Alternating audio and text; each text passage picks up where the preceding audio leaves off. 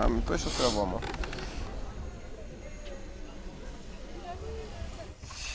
T'as dit qu'on était entre quoi et quoi? D87 et D34. Ok, et ben il faut qu'on aille vers là-bas en fait.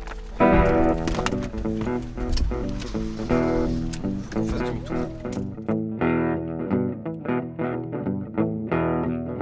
C'est là, Grémo. Non, Là, mon gars, à côté de Saint-Tropez. assez Ah ouais, chopé. Et après, vous faites genre. À Niort. À Lyon, non mais.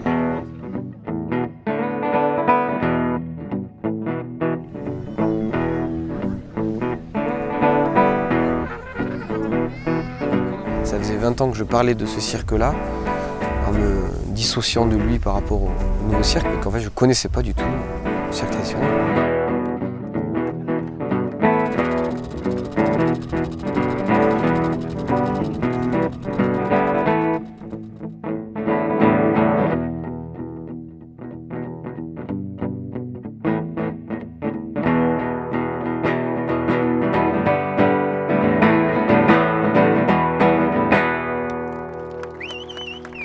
Allez, c'est parti. Je m'appelle Camille Fioril. Olivier Rodier, moi je m'appelle Olivier. Écoute, je suis Florian Carrier. Moi je m'appelle Léo Mounier. Je fais partie de la compagnie Sasséo. Je viens de Toulouse et je fais partie de la compagnie Sasséo. Je suis circassienne dans la compagnie Sasséo. Et j'ai 29 ans. L'acrobate de la compagnie. Et dedans, j'ai apporté la musique essentiellement.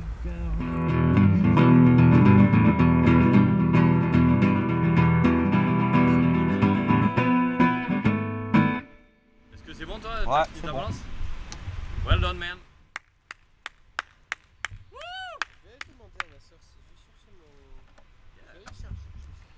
Ben, on peut faire ça au repas. 2010, on se réunit avec les premiers gars de Sasséo, quoi. Et là, on fait une réunion, je me rappelle. Moi, je venais d'avoir un petit appartement à Saint-Cypre, c'était là, quoi. Dans ce salon-là, et on a dit, tiens, on va faire un spectacle ensemble. On était 6, dont Olivier là, à se dire, bah, vas-y, à partir de maintenant, on passe une année à créer un spectacle. On fait que ça. C'est là que ça a vraiment commencé. Comment il disait Zidane? Ah, regarde ce qu'on va faire, pardon. On va la tirer, on va mettre vraiment le vrai.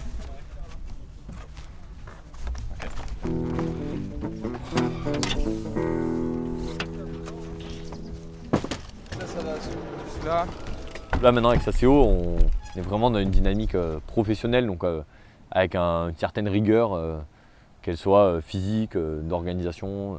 Là, on est même étonnés de jouer finalement ce spectacle-là parce que nous, à la base, c'était vraiment un projet d'amis et on s'est pas dit, tiens, on va le jouer et devenir intermittent. C'est juste, ça s'est fait. Puis maintenant, on a des dates et maintenant, on est dans ce truc-là. Alors voilà, on a des contraintes, hein, on a des contrats, on est payé, tout ça. Donc on est dans faire tourner une compagnie, faire tourner une entreprise ensemble.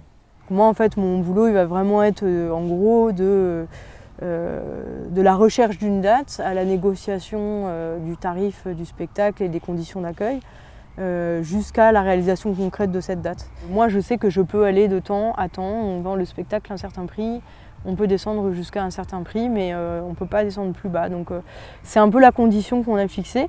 Et après, ça, c'est des choses qu'on rediscute régulièrement. Là, par exemple, on vient de rediscuter du prix du spectacle parce que y a d'autres choses aussi, d'autres frais qui sont engagés et qu'il faut prendre en compte dans le fonctionnement économique du spectacle.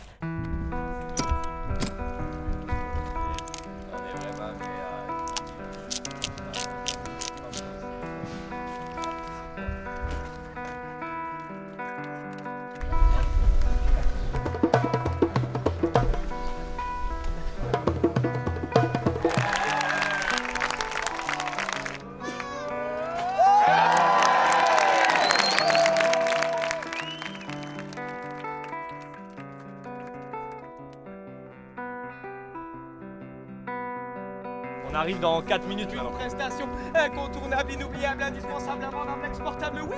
Madame, un spectacle électrique, fantastique, magnétique, phonétique, rhétorique, polémique, holistique, avisé, concordance, oui.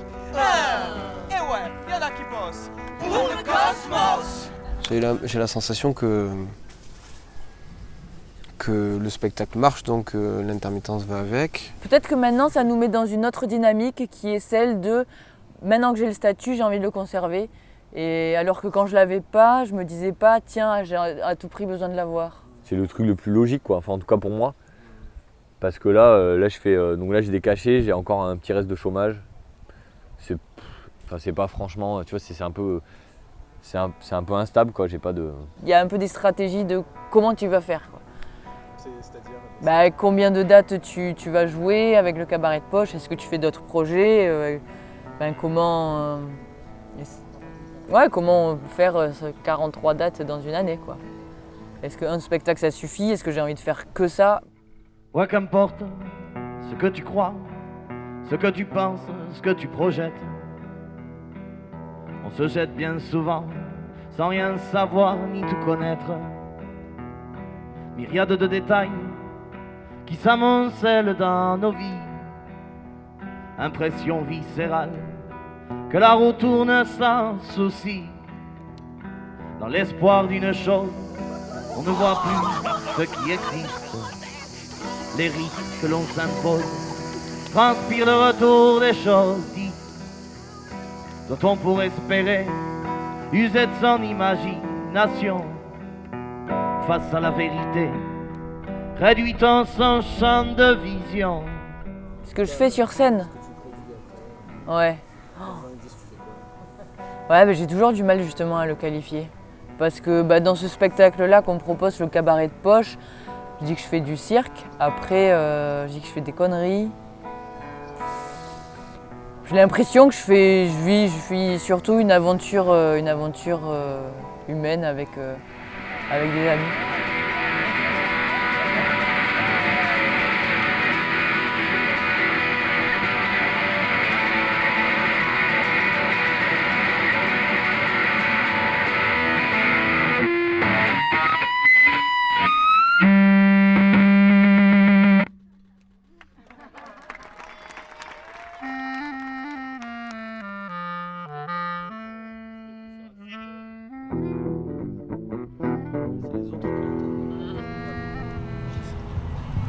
Moi je pense que ça a été très important, c'est de se dire, voilà, si personnellement, toi en tant que personne, tu arrives ce matin pour jouer ce spectacle, mais qu'il y a des choses qui interfèrent avec ça, c'est comme ça existe en toi en tout cas. Du coup chacun compose avec les états d'âme. Ça c'est dans la vie de tous les jours, ceux qui le font pas, comment ils font quoi. Florian Carriès, c'est à toi. Pourquoi? Tu dis si t'as des trucs à dire, tu dis, si t'as rien à dire, tu passes. Et que c'est bien qu'on ait des temps comme ça de discussion, et je pense que ça fait longtemps qu'on n'en a pas eu, et là on dit il y a une réunion, mais bon, je sais pas, moi j'ai pas, enfin là je suis en train de parler à fond, mais moi je propose que ça puisse être un peu plus régulier. Moi souvent je me retrouve un peu avec une pression intérieure de me dire on est un peu trop nonchalant parce que je le suis moins. Moi j'ai aussi voulu faire une réunion de vie de groupe parce que je sens que c'est un truc qui peut nous... moi en tout cas qui peut me peser, qu'on ne soit pas tous attentifs à l'heure et que ce soit certains qui se permettent d'être en retard, d'autres qui soient toujours en train de dire là faut y aller, est-ce que là on y va, bon, est-ce que ah ben non il est 19h15. Quand on arrive sur des moments où il y a eu plusieurs facteurs, tu vois, la fatigue, le fait qu'on soit ailleurs, des trucs dans ta vie perso, du coup il y a des moments où voilà, la jauge est un peu limite. Et là, il y a plusieurs façons. Soit on fait des petites réunions, on discute. Soit on rigole. Soit on va au calanque. Ou je sais pas, on met la musique d'Interstellar. On en parle. Ouais, il y a plusieurs trucs. Ouais, mais... Allez, les 3 longueurs là, c'est pas mal. Oui.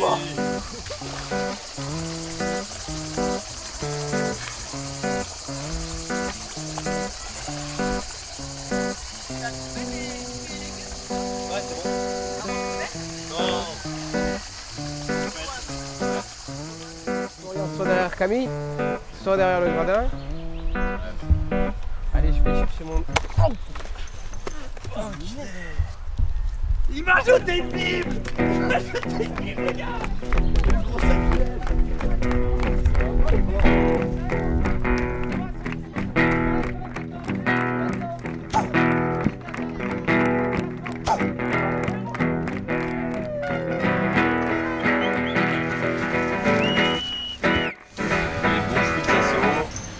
Là, l'orange, il faut qu'elle soit plutôt ronde.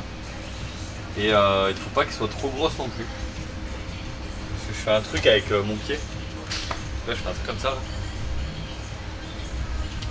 Ça va le faire. On va prendre ça. Ça, c'est bien. Ce sera celle-là, je pense, ma cerise de spectacle. Ah, ok, donc tiens le bar. Ah, c'est lui qui tient le bar. Le grand avec barbe. Ah, qui je ressemble vois. à un chevalier suisse. Ah, oui, je vois. C'est lui.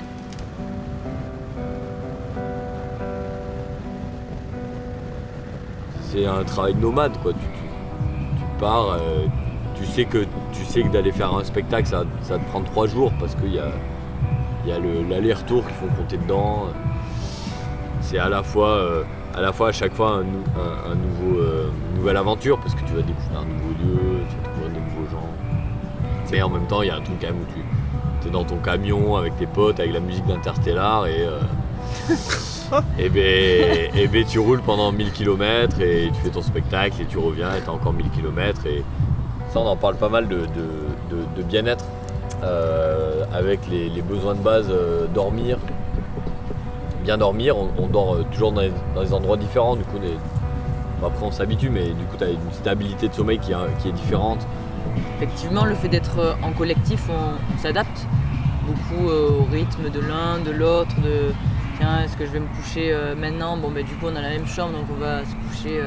Et donc, c'est vrai que là-dedans, moi, je trouve ce qui est difficile, c'est d'arriver à être en accord avec son propre rythme. T'es gourmand, quoi. T'as envie de toujours, être là et vivre des moments qui sont en fait agréables. Tous les 3-4 jours, on arrive et il y a 3 super concerts, 5 super spectacles, plein de gens à rencontrer. C'est pas le quartier qui me quitte. C'est moi qui quitte le quartier.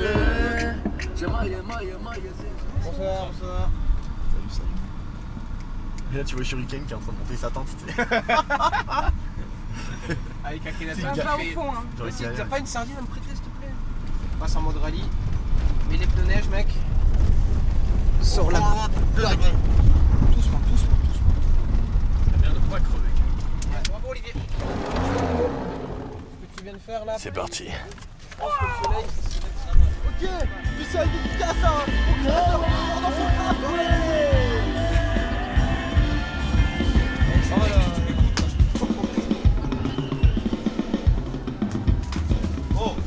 Un petit recentrage sur moi-même, tu vois.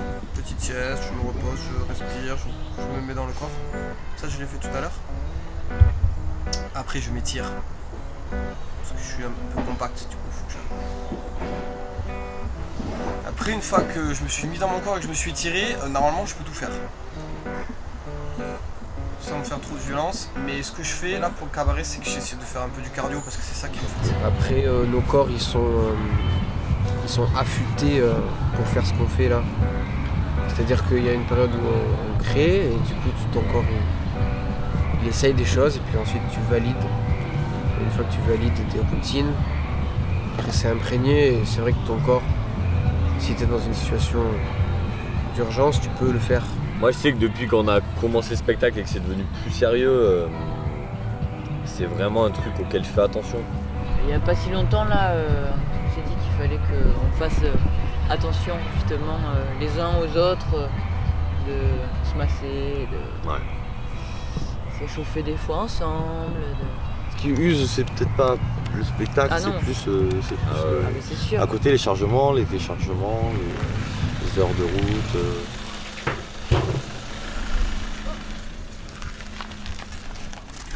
Non, mais qu'est-ce qu'il fout?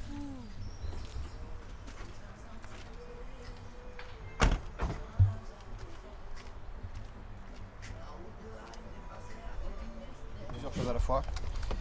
Et maintenant les gars! On a un peu la grosse caisse. Non, pas la grosse caisse, on va prendre des trucs encore un peu simples comme ça. Ça. T'en veux encore un autre? Je crois que c'est pas un peu comme ça ici. Kilo. Ouais. On fait ensemble. Ouais.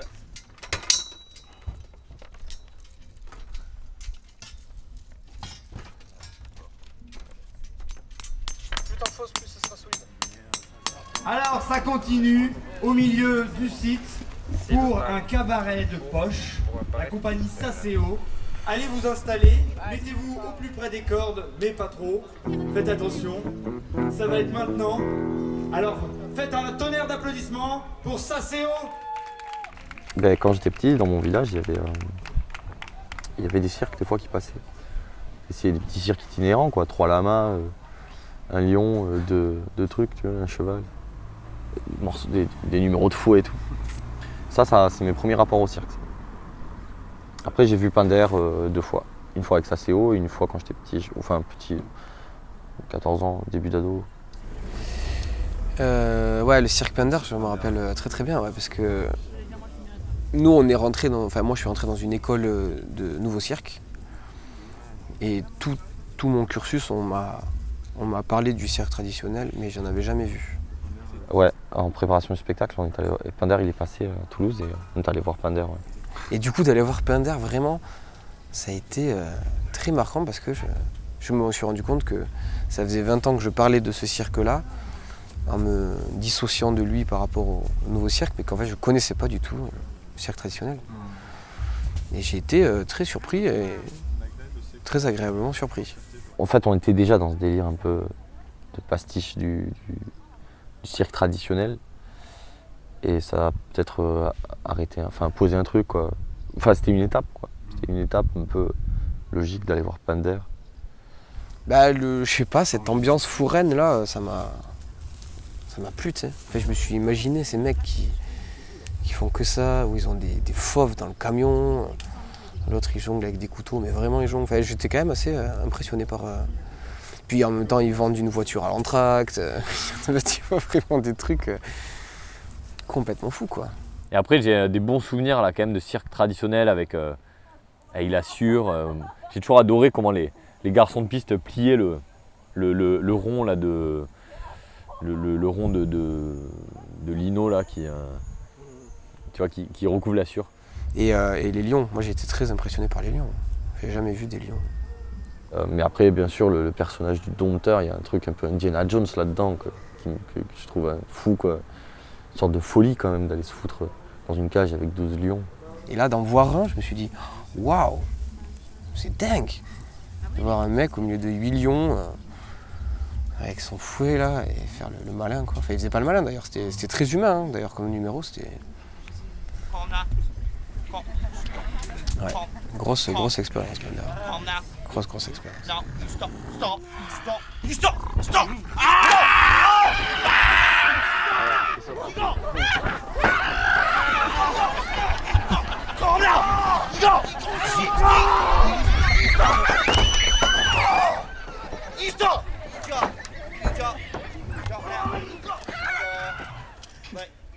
Non, je dirais pas que je m'en moque, moi. Il y a une sorte d'hommage à la fois. À la fois, il y a un hommage et à la fois, il y a une parodie. Mais la parodie, ça veut pas dire que tu te moques. Pour moi, quand tu te moques, il y a un peu d'irrespect, quoi. Non, t'en fais une parodie, t'en rigoles.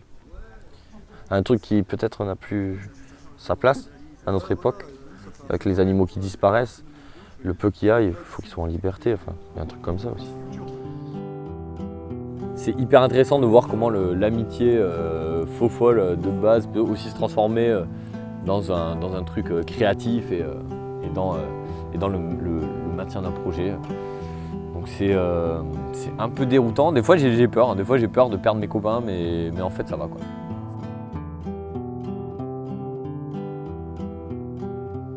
Le seul objectif, c'était de voir jusqu'où on pouvait aller, en fait. C'est toujours l'objectif d'ailleurs, puisqu'on ne sait pas jusqu'où on peut aller.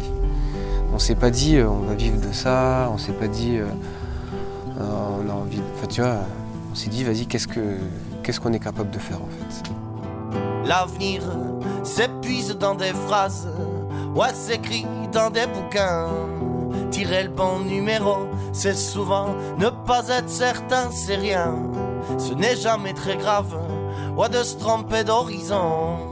De voir que le bout de son nez se foirer sur une décision, le sort, question de point de vue.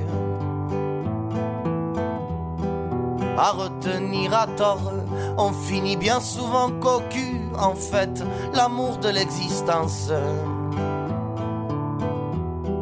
C'est peut-être quand on y pense, la connaissance de l'inconnu. La connaissance de l'inconnu. La connaissance de l'inconnu.